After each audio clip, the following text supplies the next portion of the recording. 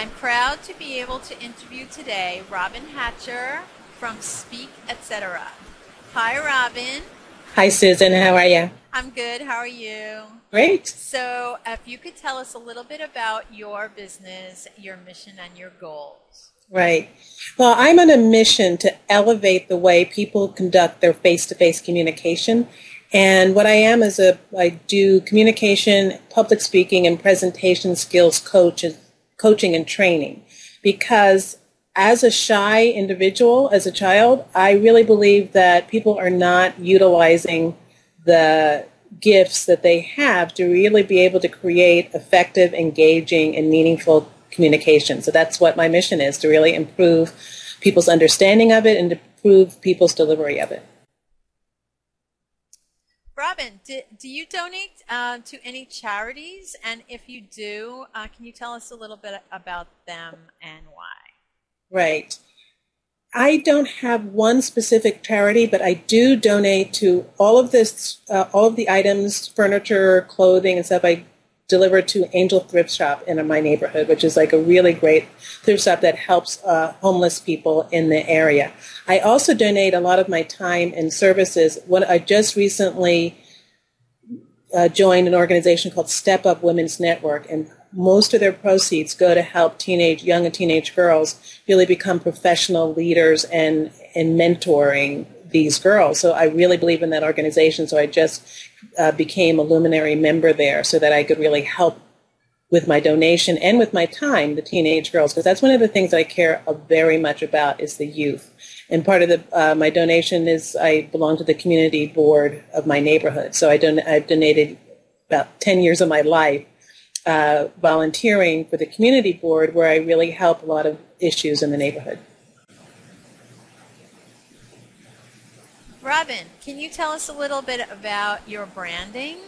You know, how it all was developed? Yeah, well, I come from a creative background as an actor and writer and all this stuff, so I never really came from a business background. So when I really started to brand my logo and all of that stuff, a lot of that I did it myself. And I started about 19 years ago, and I had a different name, and I can go into that later, but I had a different name, which was SpeakEtc, and then I found out that it was something else.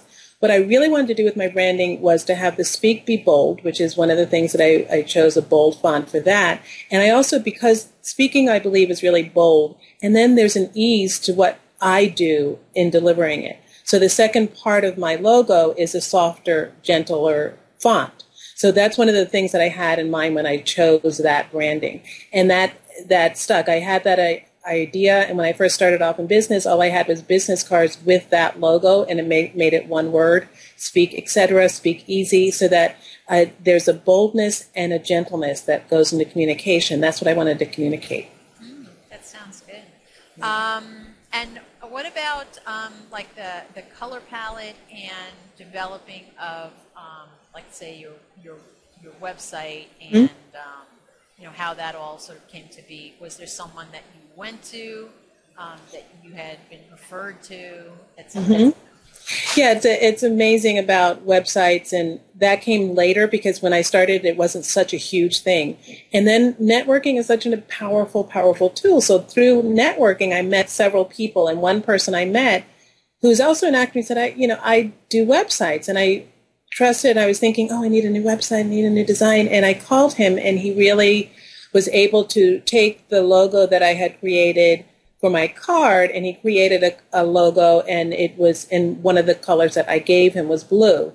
And as it turns out, it was an instinctual thing that I really liked the color blue, but blue is also often very used for trustworthiness in business, and banks always use blue and all of that stuff, and it has that connotation. So I stuck with the blue, not only because it was my favorite, but it also created a certain image and a certain feeling with that blue. So that's where the website designer, and now he became my designer. He does my updates, and it's probably also time to do refreshing. He does that, but that's the origin of all of my online marketing. Can you tell us who that is? His name is Mark Ham, and he's actually, I use him virtually. He's in Atlanta, but I met him in New York. Terrific. And does he help you with social media as well? No, and that's one of the things that I realize now that I need to really up level of myself and either get help and stop doing all the social media stuff that I do right now. I do by myself and I do on my own. I do Twitter and I do Facebook and I do all of those things, and I do them all do it yourself. So I'm really researching and thinking about getting someone to help with that area. Yeah. Okay, great.